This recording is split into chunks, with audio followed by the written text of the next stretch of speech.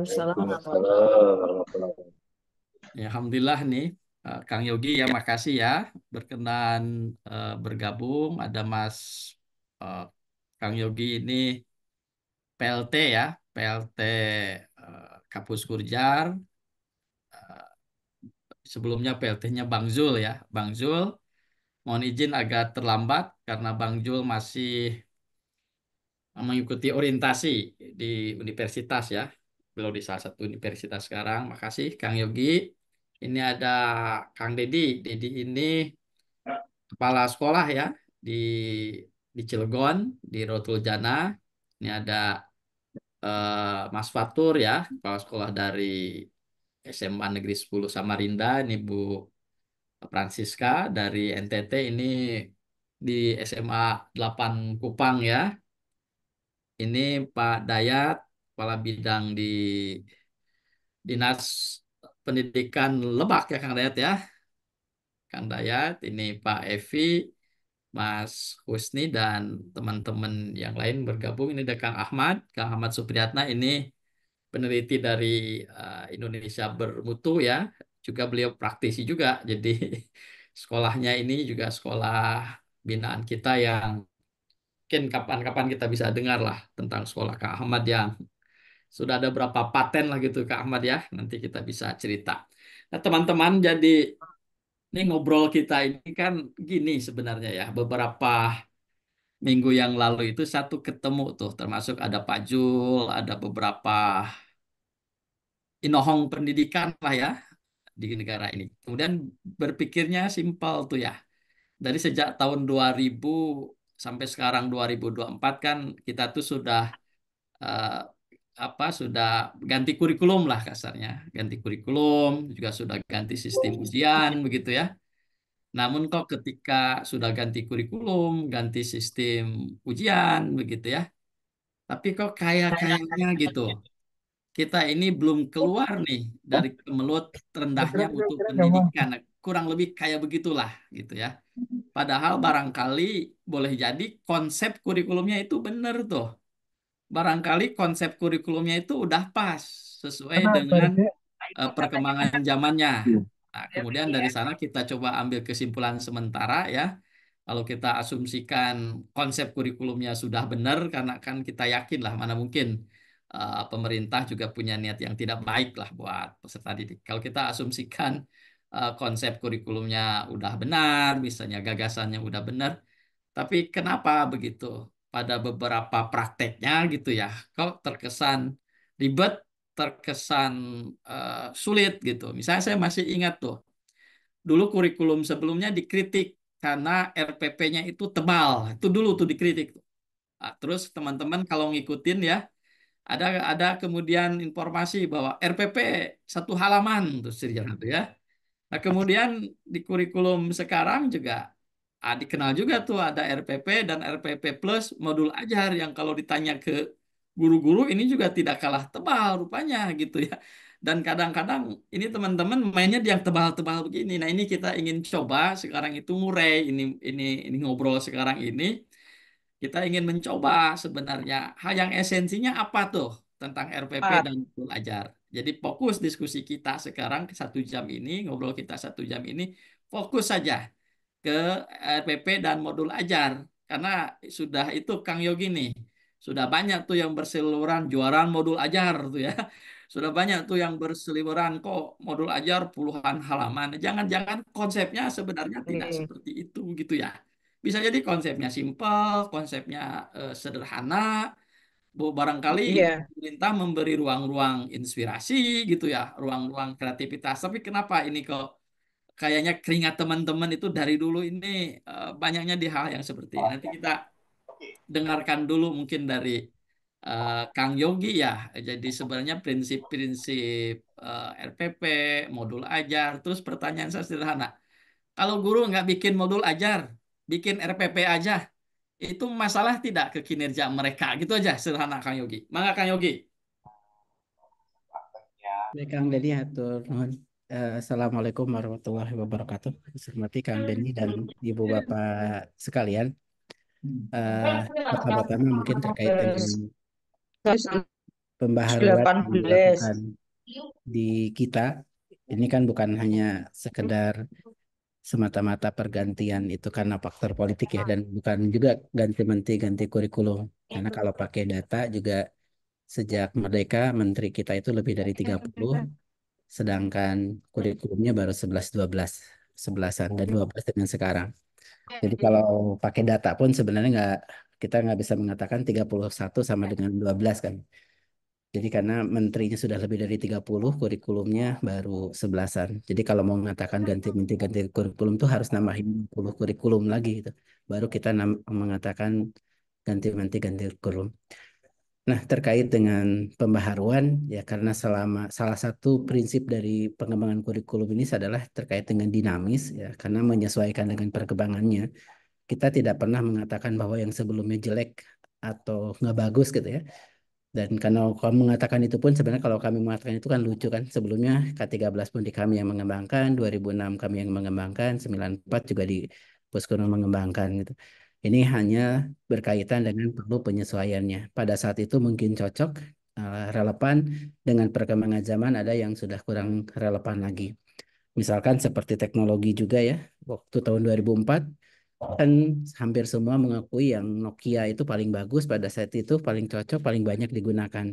Nah, pada saat itu kan kita mengakui itu cocok paling bagus. Dengan perkembangan zaman, tahun ini kan kita nggak mengatakan bahwa Nokia waktu itu jelek, waktu itu kan bagus, cocok. Tapi dengan perkembangan zaman sekarang, Nokia yang dulu cocok pakainya bagus, itu fungsi-fungsinya kan sudah mulai nggak cocok dengan kebutuhan saat ini. Sehingga perlu ada pembaharuan-pembaharuan. Begitu pula dalam kurikulum dalam pendidikan, ini bukan semata-mata karena kita ingin ganti-ganti, tapi kita ingin menyesuaikan dengan perkembangan zaman, menyesuaikan dengan kebutuhan saat ini. Dan kalau dicek juga dalam pembaharuan itu tidak pernah kita melakukan pembaharuan itu ganti seluruhnya. Pembaharuan kurikulum sendiri itu ya nggak di kita saja, hampir semua negara juga melakukan pembaharuan. Saat ini kita sering mengatakan eh, apa eh, bahwa Finlandia merupakan pendidikan terbagus di dunia misalkan, eh, terbaik di dunia. Eh, Ternyata faktanya bulan lalu saya sendiri ke Finlandia gitu, pada saat paparan ke Finlandia. Finlandia itu ini data kemarin paparan setelah tahun 2006 aja karena dia ada skip-skip. Dia tahun 2006 dia lebih sering dibandingkan kita revisi kurikulumnya. Kita 2006 sama-sama 2006. Lalu kita 2013 Finlandia revisi lagi reformasi kurikulum 2016. Nah, kita setelah 2013 kan belum. Nah, Finlandia 2018 revisi kurikulum.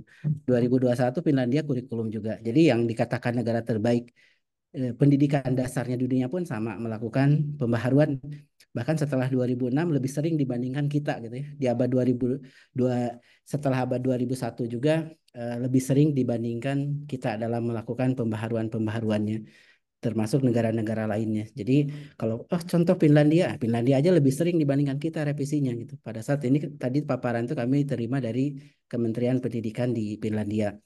Lalu katanya, oh Finlandia menghilangkan mapel. Nah, kami ditunjukkan jadwalnya nggak dihilangkan kok, jadwal mata pelajarannya mapel. Lalu kalau katakan Finlandia bagus, nah Finlandia tuh ternyata penduduknya hanya 5 juta gitu. Jadi jumlah penduduk 5 juta kita nggak nyampe satu kabupaten kita gitu ya, di salah satu kabupaten padat kita.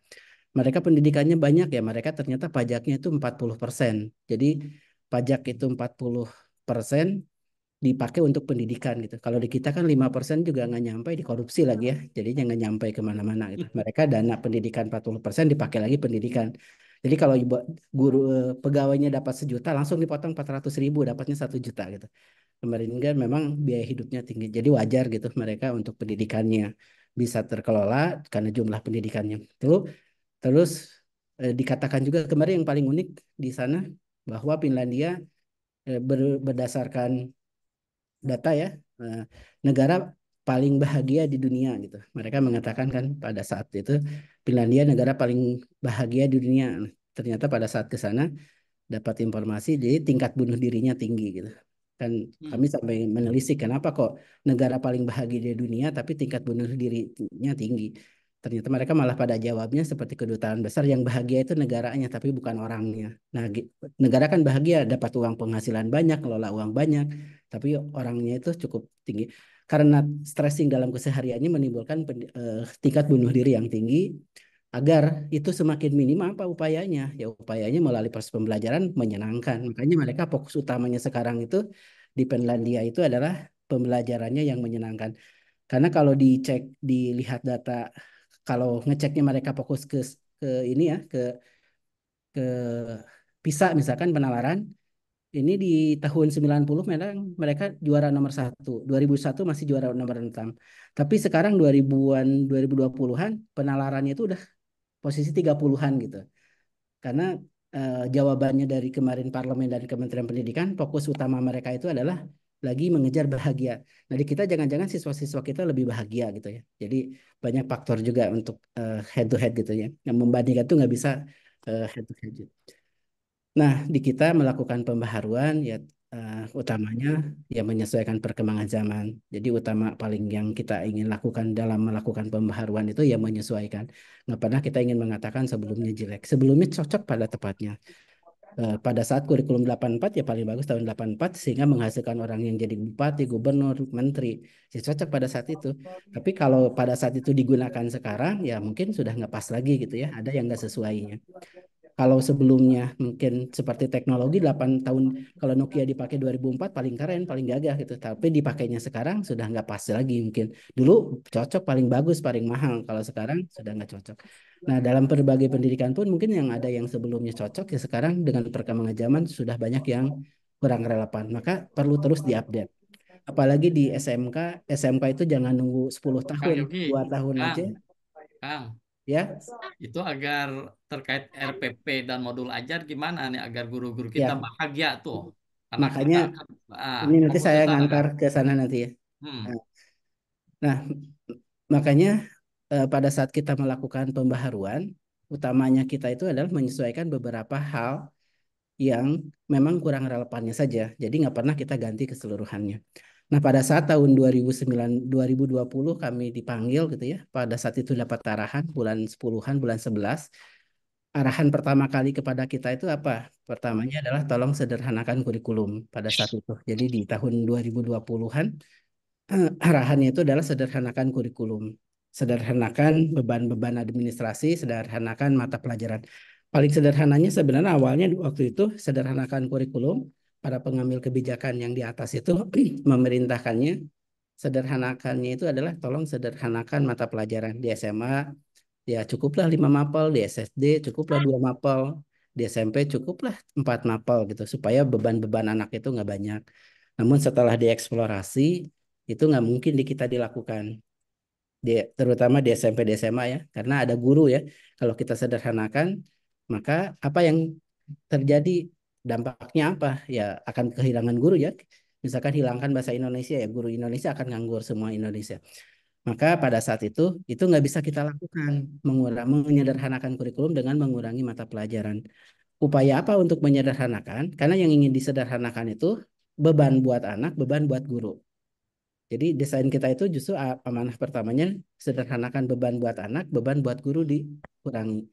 Maka upaya yang dilakukan pada saat itu akhirnya kalau mata pelajaran itu nggak bisa kita kurangi, apa yang bisa kita kurangi muatan pelajarannya, materi-materi di setiap mata pelajaran. Itulah yang akhirnya kenapa kita banyak mengkat materi gitu ya. Kurangi-kurangi materi yang tidak terlalu penting. Dan itu pun tentu berdasarkan data ya. Pada saat itu kami eksplorasi juga waktu awal pandemi di beberapa mata pelajaran, misalkan di IPA waktu itu ya. Ternyata dari 100% yang dianggap penting dan dianggap esensial dan akan berguna untuk keberlanjutan dan keseharian itu hanya 30%. 70% itu kalau di-cut sebenarnya nggak terlalu masalah. Dan ternyata hasil waktu pandemi juga anak-anak yang fokus ke materi-materi esensial dibandingkan anak yang belajar materi sebanyak-banyaknya, tingkat kompetensinya itu jauh lebih tinggi anak-anak yang berfokus ke kompetensi yang esensial, yang penting tersebut. Maka satu, kita kurangi nih untuk siswa, kurangi materinya, supaya apa beban-bebannya kita kurangi. Lalu apa upaya untuk guru untuk mengurangi beban-beban administrasi? Nah ini yang terjadi masih miskonsepsi pada sampai saat ini. Jadi secara kebijakan, regulasi kita sejak awal melalui surat edaran pertama ya terkait dengan penyederhanaan RPP, niatnya kan mengurangi beban administrasi. Lalu akhirnya di tahun 2022 eh, kita terbitkan revisi standar proses. Di dalam standar proses kami sudah secara eksplisit bahwa yang perlu dimiliki oleh guru itu hanya 3 perencanaan belajar, di mana perencanaan belajar itu cukup 3 komponen, format sistematika itu bebas gitu, mau bentuknya apapun. Yang penting ada 3 komponen, tujuan, langkah-langkah asesmen. Ini sudah konsisten melalui Merdeka Belajar pertama ya, penyederhanaan RPP yang dulu lebih familiar 1 halaman di publik gitu ya.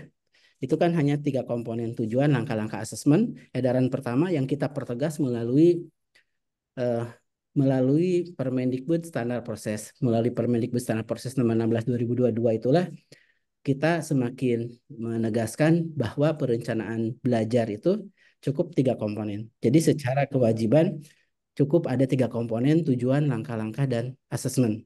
Jadi Itu kalau wajib ya Kang Yogi, itu ya, wajib ya. ya. Itu wajib yang RPP 3 komponen itu ada tujuan, ada langkah-langkah Ya, pembelajaran dan kalimatnya asesmen. kami kalau dalam Hmm. di dalam panduan memiliki, wajibnya memiliki. Oke. Memiliki itu bisa bikin sendiri, bisa memodifikasi, bisa pakai punya orang. Jadi guru wajib memiliki perencanaan belajar ada 3 komponen. Yang penting ada tujuan, langkah-langkah, dan asesmen. Jadi yang perlu ada dari segi regulasi itu 3 komponen tadi. Nah itu sudah tertuang. Jadi mulai surat edaran pertama, lalu standar proses ya di tahun 2022, dan di panduan pun sebenarnya kami sudah jelaskan itu. Namun dalam implementasinya, nah ini lagi-lagi dalam implementasinya, pada saat ini diimplementasikan, padahal di dalam standar proses sudah jelas, di dalam panduannya sudah jelas gitu ya, dalam standar proses sudah jelas, di dalam panduannya sudah jelas bahwa eh, guru yang perlu dimiliki itu adalah perencanaan belajar. Kami sebenarnya mau namanya RPP, mau namanya unit plan, mau apapun silahkan. Karena di dalam standarnya pun sudah secara eksplisit bahwa perencanaan belajar itu minimal 3 komponen dan tidak terjebak jangan sampai terjebak ke dalam eh, format bentuk sistematika tertentu. Jadi kalau diceknya pun di dalam standar proses, di sini tuh sudah jelas prinsip perencanaan itu fleksibel. Fleksibel itu dokumen yang tidak terikat pada bentuk tertentu. Jadi kalau nantinya ada yang mewajibkan bentuknya sama, formatnya sama, ini nggak sesuai dengan standarnya sendiri gitu. Karena standarnya sendiri ini fleksibel adalah eh, dokumen yang tidak terikat pada bentuk tertentu dan standar tertentu ini secara regulasinya ya. Dan dokumennya itu apa yang perlu ada? Ada tujuan, langkah-langkah asesmen. Jadi perencanaannya mau dalam bentuk Excel, PowerPoint, apapun silahkan. Karena di sininya, jadi kalau ada yang sudah mewajibkan formatnya harus sama, bentuknya sama, ini jangannya sudah melanggar dari standarnya sendiri, aturannya sendiri. Karena kami sudah sejelas fleksibel itu dokumen yang tidak terikat pada bentuk tertentu. Jadi ini yang dan di dalam turunannya pun kita jelaskan di pasal selanjutnya ada 3 komponen ini. Nah, ini secara aturan sebenarnya sudah tegas. Namun dalam implementasinya, ini yang kami akui ini di dalam satuan pendidikan, eh, kami berdasarkan evaluasi yang kami temukan, masih ini miskonsepsi itu semakin berkurang. Jadi tahun pertama kita ada evaluasi yang miskonsepsi menganggap modul ajar wajib itu ada sekitar 70-80%. Di tahun kedua sudah berkurang dan tahun ketiga semakin berkurang. Jadi masih ada yang menganggap bahwa kurikulum Merdeka harus ada modul ajar, kurikulum RPP itu untuk K13. Nah ini perlu kami jawab, ini adalah miskonsepsi. Miskonsepsi inilah yang kita sadari perlu diluruskan. Maka Ya, modul ajar gimana Kang seharusnya Kang? Jadi kalau ya RPP oke mungkin saya tadi tiga jelaskan, boleh komponen. jelasin dulu Modul nggak? ajar gimana? Ya. Nah, jadi eh, saya jelaskan dulu ya ke miskonsepsi, baru nanti saya jelaskan terkait modul ajar. Jadi penyematan bahwa waktu itu modul ajar gitu ya, ada modul ajar, ada RPP. Nah, pada saat implementasi dan sampai saat ini terjadi, masih dimaknai oleh guru, oleh satuan pendidikan bahwa kurikulum Merdeka harus ada modul ajar dan di kurikulum Merdeka, di kurikulum 13 pakai RPP. Nah, ini masih terjadi miskonsepsinya sampai saat ini. Nah, itu pun akhirnya kami pada tahun 2024 itu eh, potensi apa sehingga menimbulkan miskonsepsi ini. Identifikasinya kenapa? Kita pun identifikasi penyebabnya apa, diantaranya kan melalui masuk miskom itu tuh melalui webinar-webinar, melalui terkait dengan eh, para fasilitator dan lain-lain. Sehingga upaya apa yang perlu dilakukan? Mungkin nanti saya jelaskan kenapa kami menyusun modul ajar waktu itu ya. Tapi ini saya jelaskan dulu bahwa itu Bisa miskonsepsi lebih dan singkat, Kang, ke poinnya.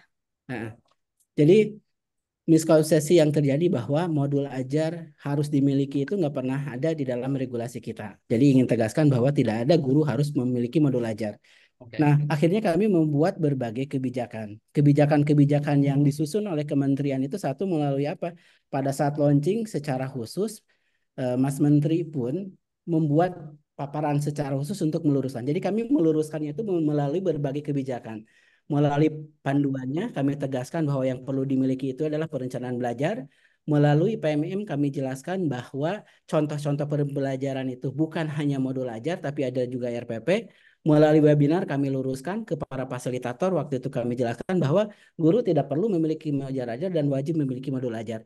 Bahkan secara khusus pada saat launching kurikulum Merdeka di tanggal 27 Maret, kami pun angkat ini secara khusus untuk jadi pegangan gitu ya, bahwa yang masih menganggap modul ajar wajib di sini kami jelaskan yang wajib dimiliki itu adalah ya RPP yang bahkan bolehkan satu halaman sesuai standar proses.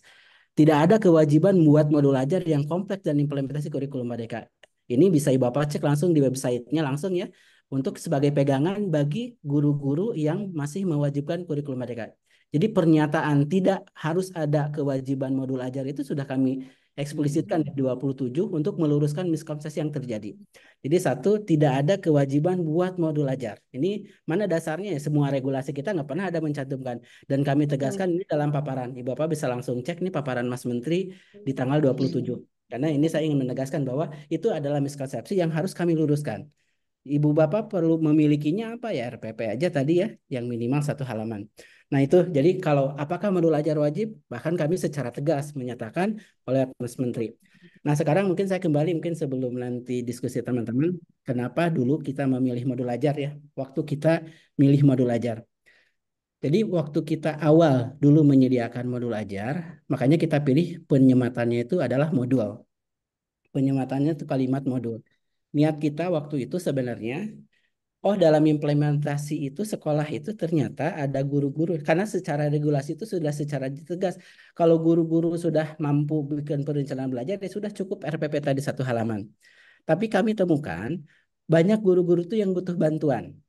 Ada guru-guru yang butuh bantuan yang nggak tahu cara belajar, cara membelajarkan. Guru-guru nggak tahu cara merencanakan belajar. Niat kita menyediakan contoh ini adalah kalau mereka diberikannya dalam bentuk buku teks, maka mereka kesulitan. Maka kami memikirkan nih, buku teks itu perlu dicacah. Jadi kumpulan materi perlu dicacah, tapi supaya mereka tidak nambah kerjaan. Karena kalau ini bukunya kan kalau buku tebal, mereka bingung peramunya. Nah, ingin kita cacah nih. Jadi ini sebenarnya modul ini adalah buku teks yang seperti buku teks yang kita cacah, tapi kita ingin gunakan modul buku yang sudah tercacah ini sebagai perencanaan guru. Supaya apa? Guru-guru yang nggak bisa ngajar, yang nggak ada waktu untuk anak, dia nggak usah bikin lagi perencanaan belajar apapun. Tinggal pakai. Jadi dia nggak usah nyari buku, nggak usah bikin perencanaan belajar, tinggal pakai modul ajar, sudah dia tinggal ngajar. Jadi fokus utama guru adalah niat kita supaya guru langsung kepada anak. Buat guru tidak usah nyari internet, buat guru yang ini buat guru yang kesulitan ya. Buat guru yang masih kebingungan yang butuh bantuan, dia tidak usah nyari internet, tidak usah nyari teks, tidak usah bikin perencanaan belajar lagi. Tinggal pakai. Jadi sederhananya modul yang diajar ini adalah buku yang berfungsi sebagai perencanaan belajar yang sudah tercacah tadi. Makanya kita memilih nama modul ajar. Nah niatnya itu untuk apa? Supaya guru nggak usah ngapa-ngapain lagi kalau yang nggak bisa, yang belum bisa gitu. Supaya guru Oke, tuh jadi langsung Kang Yogi dedikasinya punten, ke Kang Yogi. anak. Oke, jadi poinnya apa yang dilakukan oleh pemerintah dulu modul ajar sebenarnya untuk memudahkan guru dengan kondisi yang tepat pada saat itu, dan sekarang sebenarnya modul ajar itu clear ya, ini tidak wajib, itu yang pertama tuh, itu clear yang tidak wajib. Ya mohon izin Kang Yogi ya, ini Pak Agus ya, Pak Agus Sukoco dari Ketua APSI ya, sudah hadir ya? Iya, Pak. Saya izin menyapa nih Pak Agus, tadi kita Ya, mulai ya. Makasih Pak Agus berkenan hadir ya. Ini saya ya Pak. lanjutkan sedikit ya Pak Agus ya. Mangga, mangga Pak, mangga. Jadi secara konsep teman-teman ini yang disampaikan oleh Kang Yogi tadi saya garis bawahi. Ternyata modul ajar itu tidak wajib tuh. Artinya kalau mau bikin ya tidak salah juga, tapi tidak wajib kan begitu. Namun kenapa? Ini yang menarik nanti saya mau ada dari mana dulu? Dari Mas Fatur ya. Ini apakah memang di sekolah yang disampaikan oleh Pak Yogi itu memang seperti itu adanya atau jangan-jangan ada sesuatu yang eh, apa ya yang terjadi dan cukup kuat pengaruhnya ke sekolah sehingga sekolah itu tetap aja gitu seolah-olah mewajibkan modul ajar. Mungkin Mas Fatur dari Kalimantan, silakan. Ya, makasih Kang Denny, Kang Yogi atas informasinya di awal.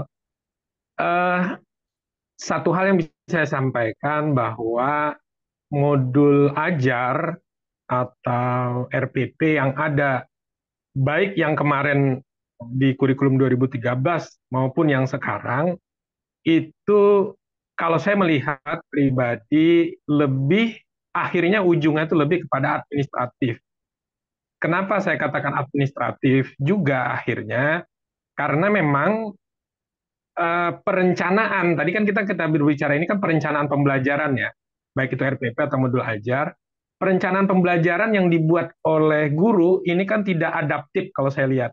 Bukti tidak adaptifnya itu, contoh kecil saja, ketika guru itu saya panggil, misalnya saya panggil 1 jam saja, 1 jam pelajaran saja dari 4 jam pelajaran yang saat hari itu dia mengajar, itu kalau mengacu pada modul ajar yang dia susun, kalau mengacu pada RPP yang dia susun, itu udah miss semua. Padahal kebanyakan modul ajar dan RPP yang disusun itu rata-rata untuk 6 bulan ke depan. Kebayang tuh, ada satu hari di mana tidak sesuai tuh modulnya, hanya saya potong 1 jam saja, saya panggil gurunya, itu udah pasti berantakan tuh modul ajar selama 6 bulan atau RPP selama 6 bulan. Jadi sekali lagi, apa yang disusun itu tidak adaptif. Lalu yang saya lakukan kemarin sebagai contoh, akhirnya apalagi sekarang ada AI, tinggal ketik sedikit jadilah modul ajar, jadilah RPP. Hanya cukup membuat misalnya modul ajar asam basa dengan pendekatan project, udah keluar tuh RPP dibuatkan sama AI. Akhirnya saya menghindari ini karena memang produk yang ada itu saya lihat arahnya menuju ke sana. Akhirnya saya mau supervisi itu cukup saya sampaikan, eh, hari ini saya mau supervisi, saya mau lihat Anda mengajar materi apa dan dengan cara apa. Itu saja, saya nggak lagi ngelihat si modul ajar maupun si RPP-nya. Sementara itu dulu, Kang Denny. Makasih. Oke, jadi Mas Fatur saya kan tadi tuh kata Kang Yogi kan RPP kan tidak wajib kan artinya tidak usah kepala Ya, sekolah juga meminta bikin maaf RPP oke ya maksudnya modul ajar ya modul ajar kan tidak ya, wajib ya. jadi artinya kan tidak usah kepala sekolah minta guru bikin modul ajar kalau kemudian modul ajar satu bisa dibikinkan AI juga lebih beban administratif kira-kira yang membuat Mas Fatur nggak berani bilang ke guru-guru hei guru-guru modul ajar nggak wajib itu kenapa itu Mas Fatur karena Saya takut tidak apa. mengatakan tidak wajib. Saya tidak sampai pada titik mengatakan tidak wajib. Yang saya inginkan adalah jika membuat modul ajar atau jika membuat RPP, saya berharap RPP itu adaptif. Oke. Artinya perencanaan yang Anda buat itu untuk hari ini itu apa? Karena kalau sudah mengacu modul ajarnya akhirnya bentuknya Kang Yogi tadi bagus tuh. Sebenarnya itu kan buku yang di apa nih namanya dicacah gitu ya. Harapannya tuh seperti itu. Tapi faktanya yang terjadi sama aja lagi dengan RPP, disusun dibuat selama 6 bulan. Sehingga ketika ada perencanaan di minggu ketiga itu terlewat atau berubah, maka akan berubah otomatis semua. Jadi bukan masalah di titik wajib tidaknya, tetapi ujung-ujungnya administratif lagi, loh Kang. Oke, jadi pertama mungkin perlu disampaikan ya ke guru bahwa yang Kang Yogi sampaikan itu saya pikir sudah sesuai dengan ketentuan yang dibawa pemerintah bahwa tidak ada kewajiban bagi guru Hmm. untuk membuat modul ajar. Ini semua harus frekuensi ini para guru itu. Jangan sampai ini tidak disampaikan. Nah, nanti tentang bagaimana seharusnya RPP yang hidup mungkin maksud maksud Patur ya. Jadi RPP yang hidup itu yang adaptif sesuai kebutuhan. Apakah RPP itu dibikin semalam sebelum pembelajaran atau RPP itu adaptif? Dan saya pikir RPP yang disampaikan oleh Kementerian kan itu poin-poin ya. Ada kata-kata fleksibel, ada kata-kata yang lain-lain. Oke, saya pikir itu mengarah ke adaptif ya. Tapi saya ingin tahu tuh Mas, mungkin Mas Fatur, oke lah. Sekarang dari Banten nih, di SMP RJ gimana? Apa takut oleh pengawas begitu sehingga lebih administrasi RPP dan modulnya saya ada Pak Agus nih, ketua pengawas. Jadi kalau pengawas titik sama guru nanti kita tinggal sampaikan ke Pak Agus. Ayo Kang Deddy gimana? Waduh, menarik. Pak Dini nih. Bismillahirrahmanirrahim. Assalamualaikum warahmatullahi wabarakatuh. Suaranya udah terdengar ya? Kedengar, kedengar. Ya, Pak Dini, terima kasih nih kesempatannya ya.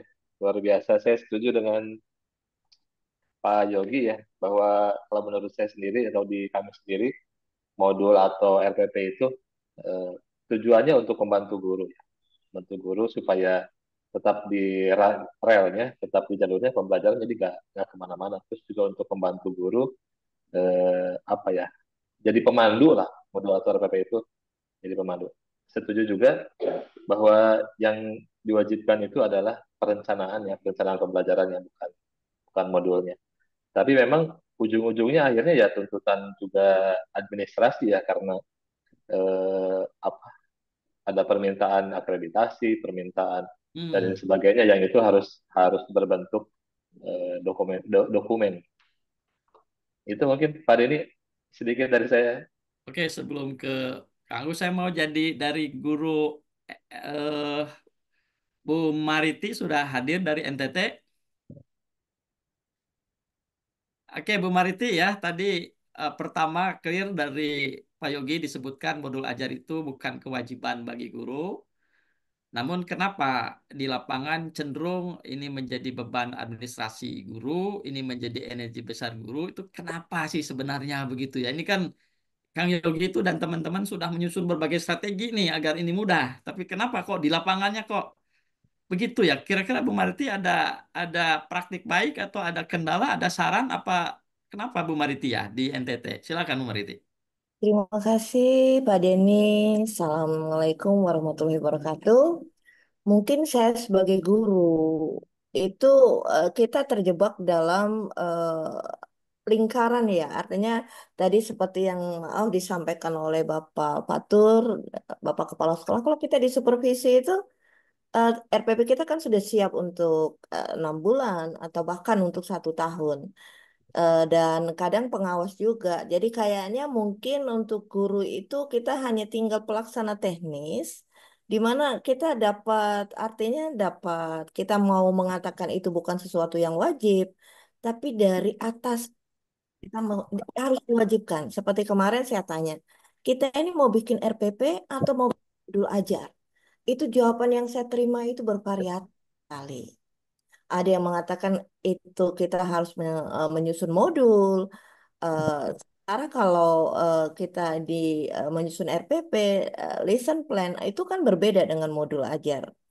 Jadi di sini eh, mungkin yang menjadi kendala adalah sistem Pak, ya, sistem Bapak dan Ibu yang akhirnya mewajibkan kita untuk membuat sesuatu yang semuanya harus seragam, yang satu sekolah harus satu satu hanya satu format dan sebagainya. Padahal sebenarnya dari dulu seperti itu tidak ada. Seperti terima kasih Pak Fatur bahwa dalam supervisi itu ditanya kamu mau ngajar apa hari ini dan harus sesuai dengan yang Wow, perfect. Habis. Supaya Oke, itu bisa. ini menarik Atau nih boleh kita ini ambil kan tarik teman-teman uang, ketemu gendong, di sini itu tarik hanya untuk bisa. cari solusi sajalah begitu ya. Ini apa Oke, Pak? sebelum ke tapi Sementara alhamdulillah Pak Agus tidak ada semuanya nyinggung-nyinggung itu pengawas ya. terpaksa Berarti sih. sudah oke-oke nih. Sekarang saya minta deh Pak Agus ya coba apa nih yang telah dilakukan oleh APSI ya selaku pengawas? Karena mohon maaf ya, pengawas ini kan bersentuhan langsung dengan kepala sekolah, dengan guru dalam bahasa saya tuh ya. Guru murid takut sama guru, guru takut sama kepsak, kepsak takut sama pengawas. Kadang-kadang saya mikir tuh begitu tuh. Jangan-jangan nih Pak Agus. Apa karena rasa takut sama Pak Agus dan teman-teman ini? Enggak, Pak Agus ya. Sampaikan aja silakan. Pak Agus, Ketua Ya, Umum APSI ya, luar biasa. Silakan. ya baik. Terima kasih Kang Denny. Jadi kami eh, di pengawas ini memang tiap hari bahkan kami belajar ya. Tiap hari kami itu belajar. Ada webinarnya ya. Kami dari Senin sampai Sabtu itu webinar. Nah, itu artinya kami memang belajar ya, belajar dari mana saja. Bahkan setiap Kamis itu kami belajar dari anak-anak murid. Karena hari Kamis itu webinarnya narasumbernya murid bahkan di kami di APSI itu.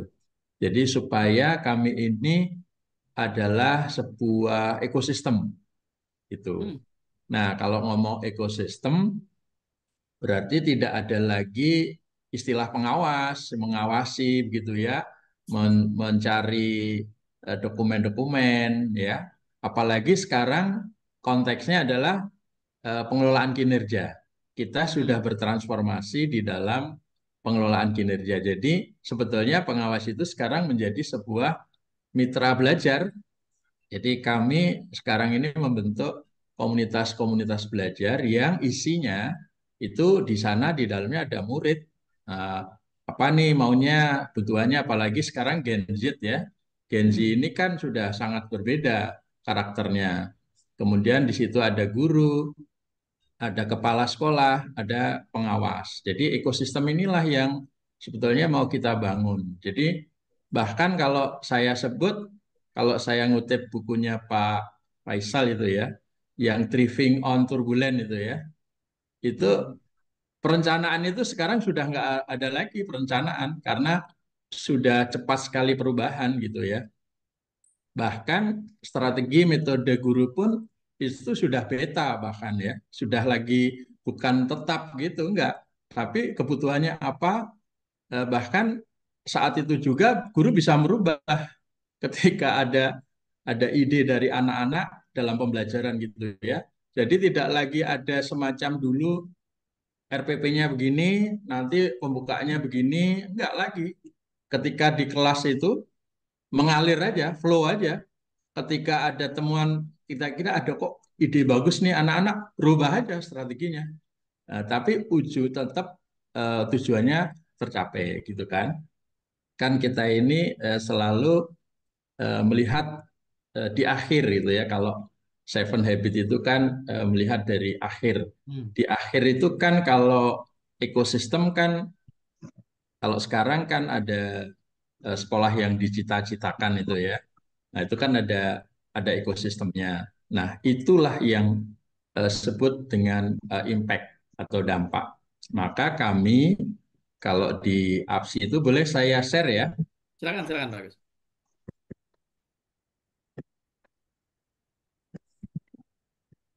Nah, ini sudah ke sini sebetulnya. Jadi kalau ini adalah di rapot pendidikan kita yang A ini, kemudian F ini adalah ekosistem yang akan kita bangun bersama ya. Jadi di sini ada murid, ada guru, ada kepala sekolah, ada pengawas, itu bersama-sama untuk membangun ekosistem di sekolah.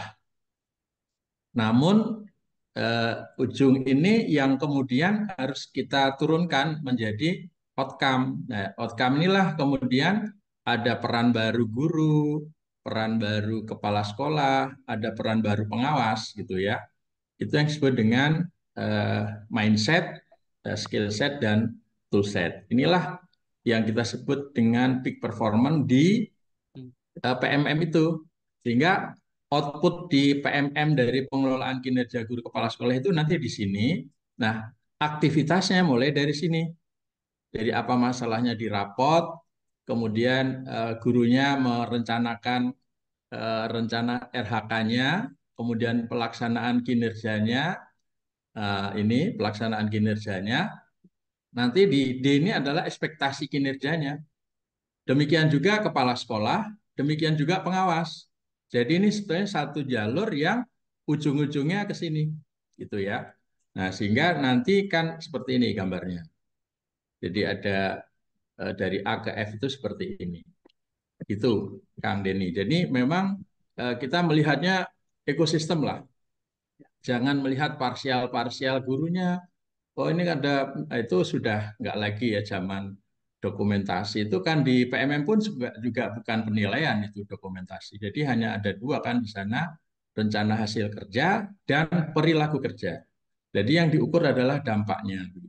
Memang dalam proses ya faktanya akhirnya kan seperti fenomena buah semangka itu sekarang ini masih gitu ya. Fenomena buah semangka itu ya kulitnya hijau begitu ya, seolah baik-baik saja, padahal di dalamnya ada yang merah, ada kuning begitu kan. Nah, itu peralihan. Nah, kita ingin fenomena buah manggis gitu kan. Buah manggis itu kan buah yang paling jujur gitu ya. Buah-buah otentik itu. Kalau kalau luarnya 5, dalamnya ya 5 begitu kan.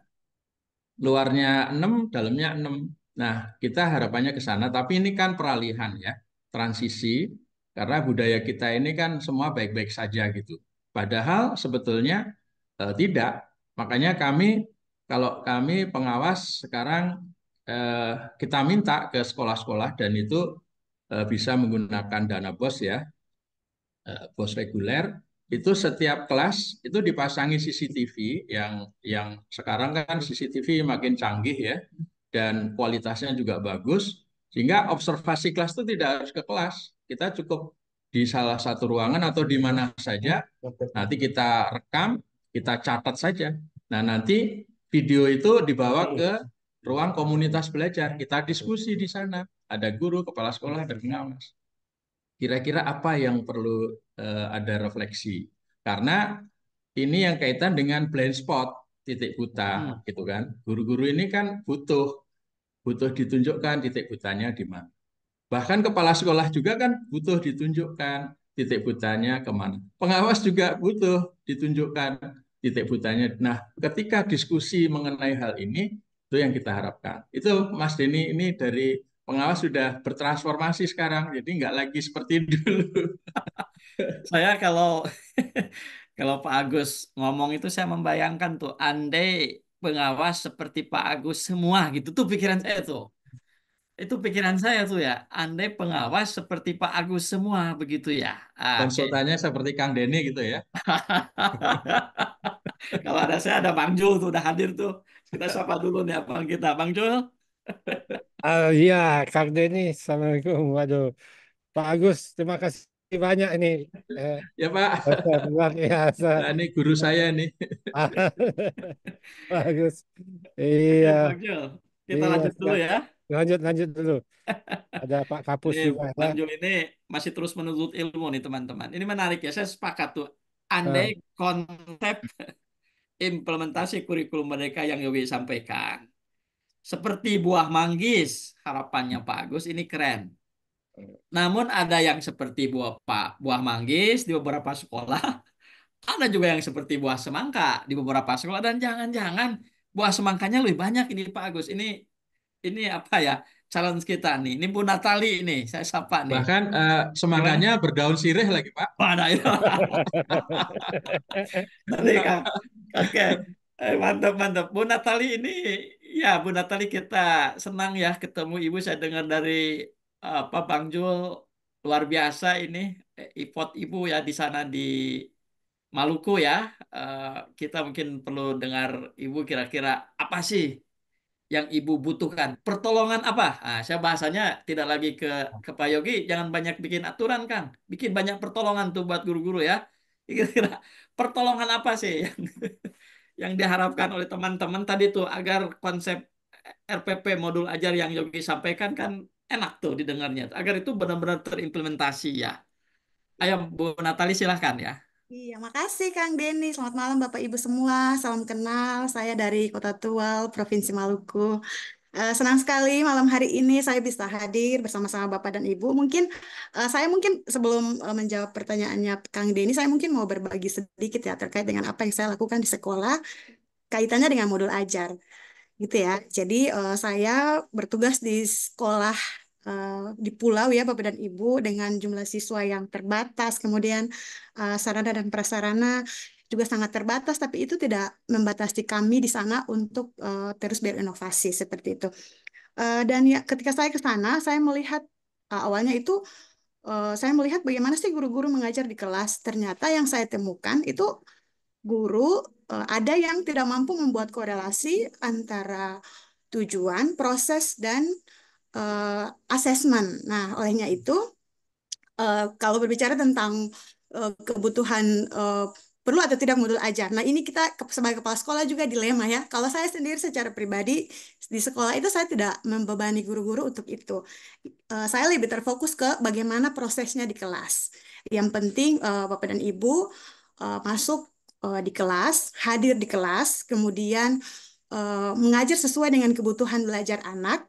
Kemudian asesmennya itu bisa menjawab tujuan pembelajaran. Itu yang menurut saya esensi proses pembelajaran di kelas dan tujuan dari kurikulum Merdeka sebenarnya itu.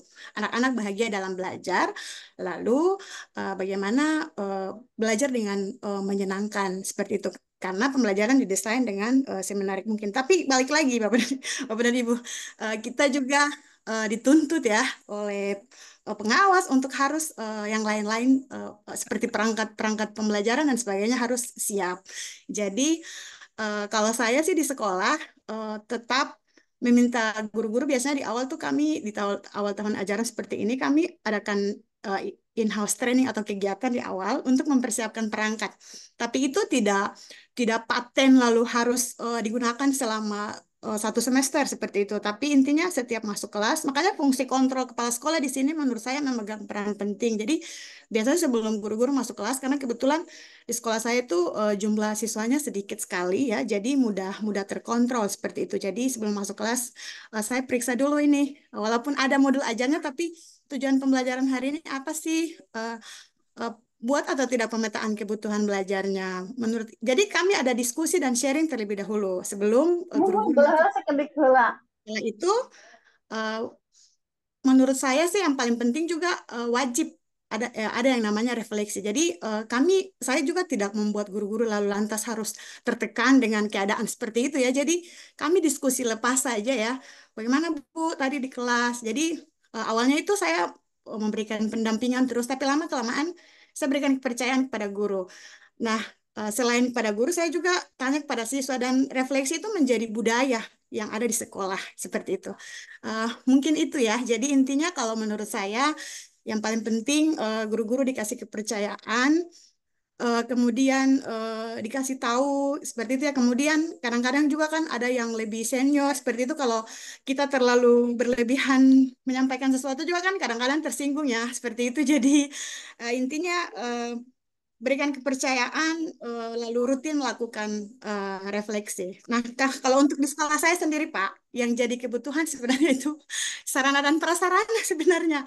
Karena di sekolah saya itu jumlah siswa yang sedikit ya, kemudian di pulau dengan banyak sekali kebutuhan. Jadi di pulau itu, Pak, di pulau tempat saya bertugas itu tidak ada jaringan listrik sama sekali. Nah, kemudian rata-rata orang di situ mata pencariannya itu hanya bertani, sorry bukan bertani ya, eh, nelayan gitu ya. Jadi hidupnya hanya tergantung di situ.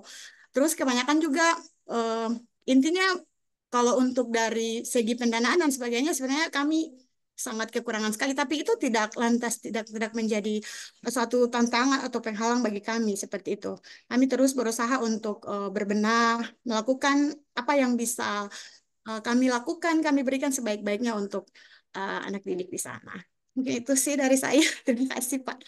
Ya, makasih ya. Ini sama dengan Mas Fatur ya. Jadi ya yang paling penting bagaimana kepala sekolah supervisi melihat praktik-praktiknya gitu ya daripada fokus ke dokumen-dokumen tadi lah ya. Jadi jangan sampai energinya habis ke dokumen, dokumennya bagus tapi prakteknya malah buah semangka ya. Lebih baik tidak punya dokumen tapi praktiknya bagus kan, kasarnya begitu kalau kita disuruh pragmatis ya. Oke, saya mau ke Pak Dayat nih. Itu kira-kira tadi tuh tersirat tuh Pak Dayat ya. Katanya tuntutan-tuntutan perangkat ajar yang diminta oleh maaf itu sebagian pengawas mungkin ya, tidak semua ya, tidak semua, sebagian pengawas. Kira-kira ada hubungannya tidak ini pengawas dengan dinas itu Pak Dayat? Lalu gimana tuh Pak Dayat di dinas membuat pengawas itu agar dia lebih fokus ke esensi, lebih fokus ke substansi, lebih fokus ke kinerjanya seperti yang Kang Agus sampaikan daripada datang tulus lihat dokumen, tulus lihat RPP. Itu kira-kira gimana Pak Dayat pengalaman di Lebak? Mangga Kang. Oke, terima kasih. Salam untuk semuanya nih. Eh, Kang Reni, salam juga dari Lebak nih. Kalau di sini masih siang, Bu Natali. Kalau di Bu Natali masih sudah malam ya. Iya, pas sudah malam. Eh, Begini, Kang, kita saling sharing saja ya. Kalau misalkan tadi yang disampaikan oleh Kang Yogi bahwa pemerintah kan sebetulnya nggak tiap hari tiap ganti menteri ganti kurikulum gitu ya, nggak begitu kan sebetulnya. Padahal esensinya sebetulnya kurikulum berubah itu keniscayaan gitu, karena kurikulum berubah sesuai dengan perubahan sosial budaya gitu ya. Nah, cuma yang perlu dibangun ini begini Pak, mindset berpikir kita bahwa ketika RPP itu bagian dari administrasi itu harus dirubah. Menurut saya kan mindset berpikir guru-guru kita itu harus dirubah bahwa RPP itu administrasi, bukan sebetulnya. Tapi RPP itu bagian yang tidak terpisahkan dalam pembelajaran. Jadi wajib ada gitu. Jangan saya juga mungkin berpikir ketika ada di Kemdikbud mengatakan RPP 1 lembar, itu karena yang membisikinya itu mengatakan bahwa RPP adalah administrasi. Padahal bukan sebetulnya, bagian yang tidak terpisahkan dari pembelajaran. Kenapa orang ingin dimudahkan gitu kan dengan panduan seperti apa yang Kang Deddy sampaikan tadi bahwa RPP itu rel pembelajaran. Ketika orang tidak berjalan bukan di atas relnya, itu kan akan ngaco kemana-mana. Gitu. Nah, mengenai istilah RPP dan modul ajar, saya kira ini yang menjadi kendala utama kita. Saat ini sudah puluhan tahun kita merdeka, tapi masih berpikir di RPP, di hal-hal yang elementer gitu ya. Kita masih berpikir bahwa RPP-nya kayak gimana gitu ya. Nah, itu yang harus ditekankan. Nah, kemudian untuk Kang Yogi mungkin ini Kang masukkan saja mungkin. Kendala yang dihadapi oleh guru-guru kita di Lebak itu terkait dengan perubahan istilah gitu. Kementerian itu paling sering mengganti istilah gitu ya. Istilah itu modul ajar, RPP, CPTP, ATP, tujuan pembelajaran, kompetensi dasar kayak begitu kan, itu membingungkan sebetulnya. Coba di awal mungkin dari tim Boskur Pak Zul nih mungkin pakar di kurikulum nih Pak Zul ya. Nah, saya kira kalau seandainya misalkan tiap pengganti, kalau ini mungkin tiap penggantian menteri nih, selalu ganti istilah gitu ya. Nah, bagaimana kalau seandainya misalkan jangan terlalu ganti istilah gitu. Yang kenapa jangan sering mengganti istilah yang membingungkan guru.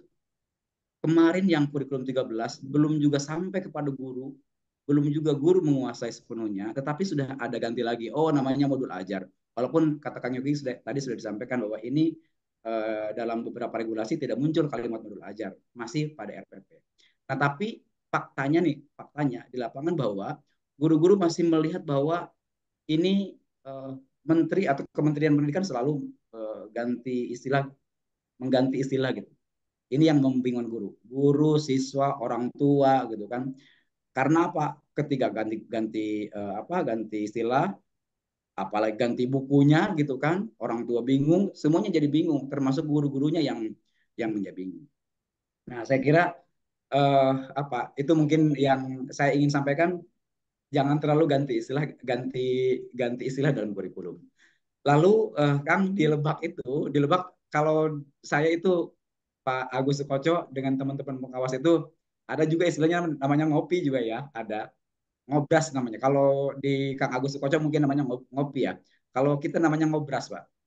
Jadi kita itu secara rutin setiap hari Senin saya dengan para pengawas ngobras itu. Kalau seandainya misalkan bisa tatap muka, kalau seandainya misalkan harus daring ya kita daring. Namanya ngobras, ngobrol bareng pengawas. Itu berbicara berkaitan dengan semua kendala pada saat pengawas melakukan pendampingan keseluruhan pendidikan. Lalu disampaikan kepada kami, lalu kami pecahkan solusinya bersama-sama. Nah, jadi di kita di Lebak itu ada ngobras, ngobrol bareng pengawas yang secara rutin dilaksanakan di Dinas Pendidikan, di kantor Dinas Pendidikan. Tujuannya bagaimana menyamakan persepsi proses pendampingan pengawas kesatuan pendidikan. Itu mungkin sementara Pak. Jadi tadi saya ingin apa istilahnya bahwa administrasi RPP itu bukan administrasi tapi bagian dari proses pembelajaran yang tidak terpisahkan. Ada 3 komponen, guru, siswa, dan RPP. Itu yang tidak boleh tidak ada dalam kelas. Terima kasih Kang. Ya. Oke, Kang Dayat. Ya, makasih ya. Jadi Kang Dayat itu pesan tuh kalau guru-guru aja disuruh fokus ke esensi, ke substansi. Nah, pemerintah juga janganlah gitu ya. Hal-hal yang sifatnya esensinya, substansinya sama. Ngapain gitu, perlu diganti-ganti. Kan kasarnya begitulah. Nah, begitulah, gitu. Tidak apa-apa, karena kita, oke. Ini Kang Ahmad, dia peneliti IB nih, sudah menyimak itu dari informasi kunci tadi. Nih Kang Ahmad, kira-kira kritiknya seperti apa, ya? Yang kedua, saran konstruktifnya seperti apa? Jadi kalau ke peneliti saya nanyanya 2 kutub ya, kritiknya seperti apa, begitu ya? Terus saran konstruktifnya seperti apa nih? Oke. Agar tadilah kita ingin menemukan, kita ingin antara konsep kurikulum dengan kenyataannya seperti buah manggis gitulah Kang Ahmad. Silakan Kang Ahmad. Baik, Kang Denny, salam kenal Bapak Ibu semuanya. Saya sudah menyimak dari awal dan senang sekali banyak hal-hal baru yang bisa memperkaya pemikiran saya juga. Mohon izin Kang Denny, mungkin saya agak menggunakan bahasa-bahasa yang pragmatis ini ya.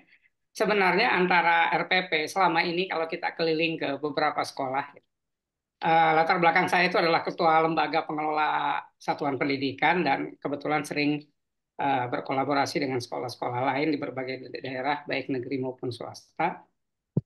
Sebenarnya yang namanya RPP, modul ajar, atau apapun, itu sebenarnya tidak berkorelasi dengan pembelajaran. Itu tujuannya berbeda. Bapak Ibu guru itu kebanyakan menyiapkan perencanaan itu untuk, mohon maaf, saya gunakan istilah, menyelamatkan dirinya. Bukan untuk menyelamatkan anak. Jadi sebenarnya ada tuntutan kinerja kepada guru, terutama di sekolah-sekolah pemerintah. Kinerja guru ini harus dilihat dari seberapa banyak dokumen-dokumen yang harus dia siapkan. Sehingga administrasi itu akan selesai sebagai administrasi. Dan tidak ada korelasi dengan pembelajaran. Sebenarnya bukan tidak ada ya, sedikit sekali korelasinya dengan pembelajaran. Di banyak sekolah mungkin sudah mulai diperbaiki, tetapi secara umum masih seperti itu. Jadi kalau pendidikan itu, satuan pendidikan itu fokusnya sebenarnya ingin melayani anak-anak, berarti fokus kita, supervisi akademik itu bukan ke administrasi, tapi ke kelas, ke siswa. Siapapun yang bertugas di situ harus ngeceknya ke siswa. Tentu nanti akan muncul lagi masalah, repot sekali gitu ya. Ya saya kira kalau kita bicara ribet, kalau ngurus pendidikan itu ngurus siswa itu pasti ribet. Sama dengan dokter ngurus pasien pasti ribet. Tapi akan sedikit ribetnya ketika ngurus administrasi. Mengapa? Karena administrasi itu jelas, selesainya jelas, tujuannya jelas. Kalau sudah disupervisi ternyata, oh bagus RPP-nya, ya sudah, bahagia. Soal ngajarnya kan urusan berbeda. Nah, kondisi ini akan terus berlangsung manakala kinerja guru, kehidupan guru sangat bergantung pada karirnya dia, dan itu tergantung pada administrasi. Bayangkan betapa takutnya guru ketika akan disupervisi oleh kepala sekolah atau pengawas ketika dia belum rapi administrasinya. Jadi dia tidak akan merasa bersalah mungkin ya ketika besoknya dia harus ngajar tidak ada persiapan apapun. Jadi bukan salah guru juga ketika mereka tidak berani untuk tidak ribet ngurus administrasi gitu. Jadi lebih memilih ribet-ribet administrasi daripada ribet mengurus siswa gitu ya. Jadi banyak faktor ini sebenarnya. Oleh karena itu saya setuju tadi yang mengatakan bahwa ini masalahnya sistemnya. Sistemnya yang harus kembali ditata ketika kita bicara sekolah yang bermakna bagi anak-anak, maka fokusnya harus kepada siswa. Ketika guru diberi tanggung jawab mengajar di kelas 1, misalnya, ya kelas 1 terjadi peningkatan belajar atau tidak. Itu yang harus disupervisi. Adapun administrasinya, dengan fleksibilitas yang diberikan oleh kementerian sudah luar biasa. Saya ingat ketika di sekolah saya tahun 2015, saya pastikan RPP 1 lembar saja, walaupun waktu itu pertimbangannya, mahal kertasnya, 1 lembar aja. Tapi 1 lembar itu isinya harus digunakan gitu. Nah, guru-guru sempat protes dan pengawas juga sempat komplain waktu itu. Ini RPP-nya tidak seperti ini. Tapi karena kita sekolah swasta, saya ajak bicara baik-baik, pengawasnya baik sekali gitu, dia bisa memahami karena RPP kita tidak ada kaitannya dengan jabatan guru. Apalagi sebagai PNS kan tidak ada. Kalau di sekolah-sekolah negeri itu kan terganjal. Banyak sekali masalah di situ. Nah itu jadi mungkin menurut saya mindset kita bahwa kalau sekolah fokus supervisi dan lain sebagainya itu ke subjeknya ke siswa, tidak ke administrasi. Kalau masih ke administrasi dan ditunjang oleh kepegawaian yang seperti ini itu akan terus. Jadi harus sinkron. Di Kemendikbud saya kira sudah cukup leluasa. Saya malah merasa terima kasih Kang Yogi. Saya merasa dilegalisasi kekacauan yang kami buat di dalam penyusunan RPP dan itu tuh dilegalisasi oleh pemerintah gitu. Tetapi kami fokus betul kepada implementasinya. Jadi RPP-nya betul-betul digunakan dan memang siswa harapan kami bisa lebih senang bersekolah. Saya kira itu mungkin dari saya, Kang Denny. Terima kasih banyak. Mohon maaf kalau kata-kata saya agak karena biar lebih tegas membedakan gitu, Kang Denny. Terima kasih. Kalau segitu masih lemah lembut, Kang Ahmad itu. Ya makasih. Jadi simpel dua tuh dari Kak Ahmad ya.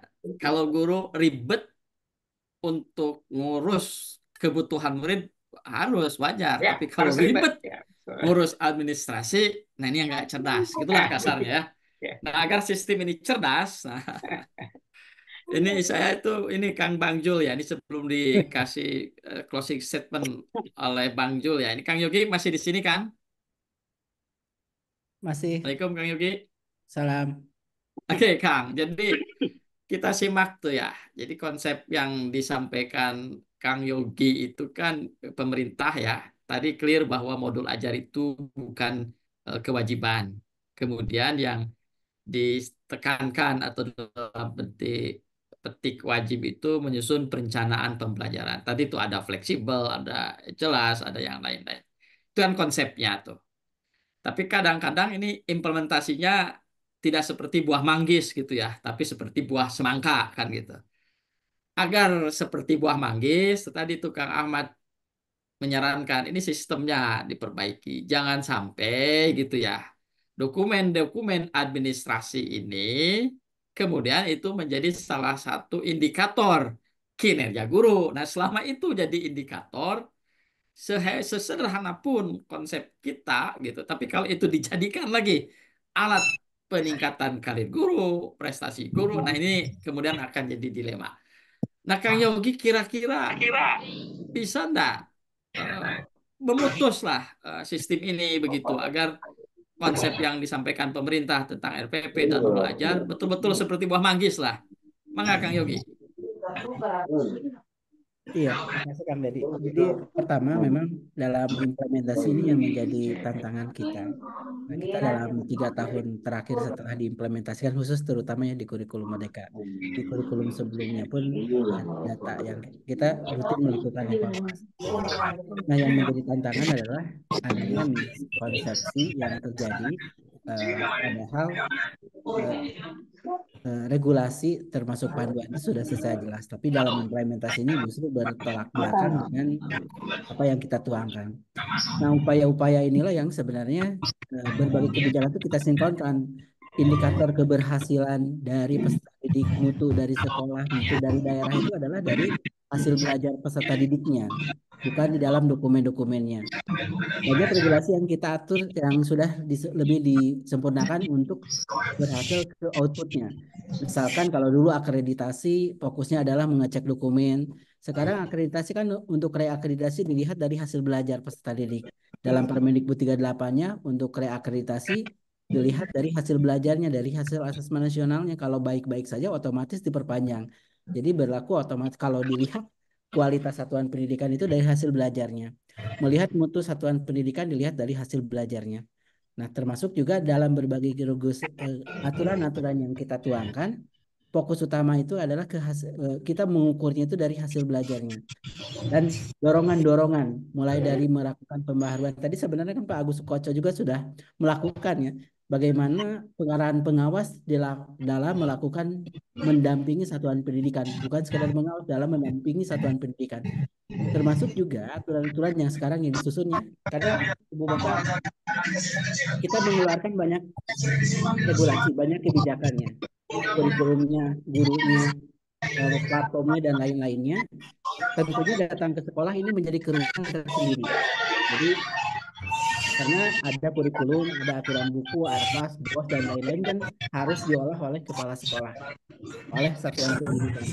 Nah, untuk dapat mengolah itu menjadi hal mudah kan ini menjadi tantangan. Makanya saat ini kita pikirannya sekarang bukan lagi memproduksi kebijakan, tapi bagaimana memberikan alat bantu agar hal-hal yang banyak tadi itu menjadi mudah dilakukan satuan pendidikan. Yang ujungnya itu kan ke transformasi satuan pendidikan. Nah, transformasi itu dilihatnya dari apa ya? Dari hasil belajarnya. Maka kami di dalam berbagai kebijakan, dalam panduan, dalam berbagai inspirasi, ya, niat kita itu kan sebenarnya terus memproduksinya sekarang itu alat bantu, contoh-contoh. Bagi yang kesulitan tinggal pakai gitu. Ya, kalau kami dulu menggunakan istilah modul aja itu versi mini buku teks gitu. Jadi versi mini buku teks misalkan itu seperti modul ajar itu supaya apa ini supaya nggak ditangkap sebagai suatu kewajiban kan kalau kita buat buku teks kan nggak pernah kita mewajibkan sekolah pun buat buku misalkan. Nah, misalkan pendampingan peran untuk kepala sekolah. Peran kepala sekolah pada saat mensupervisi, yang disupervisi itu bukan dokumennya. Bahkan kalau saya di kurikulum selalu mengingatkan nggak usah dicetak RPP, sayang-sayang kertas gitu. Bahkan kurikulum satuan pendidikan yang kita dorong pun, yang perlu pun dokumen dicetak cukup satu pun yang mungkin cukup 30 halaman. Karena kalau sampai ratusan halaman sayang kertas tuh. Ratusan ribu sekolah nyetak kertas, buang-buang kertas gitu, nggak pernah dibaca dan lain-lain. Perencanaan belajar pun, Ibu Bapak nggak usah lah dicetak, cukup perencanaan belajar kan sekarang sistem apa yang digital ya, so filenya supaya apa, setelah proses belajar ternyata dicek dalam proses belajarnya, hasil ke kelas ternyata nggak selaras, nggak cocok, dan nggak efektif, segala diperbaiki so filenya. Kalau saya mah nggak usah harus dicetak juga kalau dari proses saya gitu ya. Nah, bahkan sekarang untuk lebih memudahkan juga kurikulum satuan pendidikan sekarang secara atur gitu ya. Dari segi kurikulum satuan pendidikan sekarang nggak usah disahkan lagi oleh dinas. Kurikulum satuan pendidikan itu cukup ditandatangan kepala sekolah. Dan Ibu Bapak pun eh, dalam kurikulum satuan pendidikan hal esensial saja. Bagaimana gambaran satuan pendidikannya, bagaimana pengorganisasiannya, mungkin cukup 30 halaman perencanaan belajar. Makanya contoh-contoh yang kita buat kurikulum satuan pendidikan itu ya cukup 30-40 halaman itu yang di level sekolah untuk keseluruhan. Bahkan kami dorong untuk perencanaan belajar, nggak usah lah dalam contohnya kami lampiran aja lah, cukup soft file, sajikan aja linknya. Jadi kalaupun ngecek cukup cek filenya saja, nggak usah dicetak gitu. Sayang-sayang cetak kertas gitu. Supaya pada saat guru disupervisi oleh kepala sekolah, ngeceknya apa? Ngeceknya proses belajarnya. Apakah pembelajarannya sudah menyenangkan? Nah, itu kan regulasi-regulasi itu sudah mendorong bagaimana kalaupun ngecek bukan ke administrasinya, tapi proses belajarnya. Sampai itu kan yang paradigma perubahan yang signifikan di akreditasi. Kalau akreditasi, reakreditasi itu yang dicek adalah lihatnya apa? Hasil belajarnya ditunjukkan dari asesmen nasional. Kalau sudah baik-baik saja anaknya ya sudah, oke gitu. Dan kalaupun ada sekolah yang baru akreditasi, fokus utamanya itu adalah bagaimana proses belajarnya. Jadi kualitasnya itu lihat di dalam proses belajarnya, dilihat dari hasil belajarnya. Kan mutu kita ukuran-ukuran mutu menilai sekolah, evaluasi sekolah. Sekarang aturan-aturan yang disusun itu adalah melihat hasil dari belajarnya. Hasil belajarnya siapa? Peserta didik itu. Jadi justru itulah yang ingin kita dorong. Bagaimana perubahan itu adalah terjadi di dalam proses belajarnya. Terima kasih. makasih Kang Yogi ya. Jadi sebelum Bang Zul nanti menyampaikan closing statement, satu saya simpulkan, teknis aja. Modul ajar bukan kewajiban guru, itu yang pertama. Yang kedua, RPP itu fokusnya pada kebutuhan belajar murid, belajar anak, bukan pada kebutuhan kinerja administrasi guru. Nah, yang ketiga gitu ya, agar konsep kurikulum ini sesuai dengan kenyataannya, ada berbagai sistem yang sebenarnya sudah Yogi sampaikan bahwa sekarang pemerintah sudah mentransformasi pengawas, sudah mentransformasi akreditasi yang tidak fokus lagi ke dokumentasi, tapi fokus kepada kinerja proses dari guru. Nah, oleh sebab itu teman-teman semua kurang apa lagi gitu kan ya. Ini ruang-ruang untuk Anda, untuk guru memberikan pelayanan yang terbaik kepada murid ini sudah terbuka lebar begitu ya. Nah, sekarang kita dengarkan nih dari Bang Zul ya untuk tadi saya membuka Bang Zul. Nah, sekarang Bang Ya, Zul Kang Denny.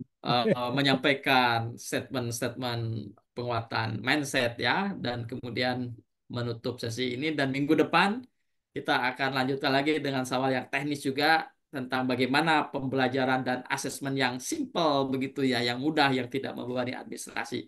Silakan Bang Jul di closing statement dan sekaligus ditutup sesi sawal kita. Silakan Bang Jul.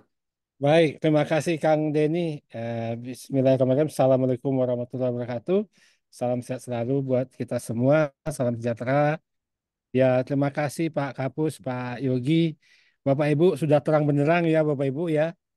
Yang jelas semua yang dibuat oleh pemerintah, pusat kurikulum, itu alat bantu untuk melayani anak, untuk mengurus anak. Ya, jadi keberadaan kita itu bukan karena perangkat-perangkat itu ada, bukan, tapi karena siswa perlu dididik. Kenapa siswa perlu dididik? Karena perilakunya belum baik, masih malas, dan masih belum memiliki apa-apa. Gitu. Jadi, ya jangan-jangan selama ini kita yang kita khawatirkan itu adalah urusan kita sendiri, ya.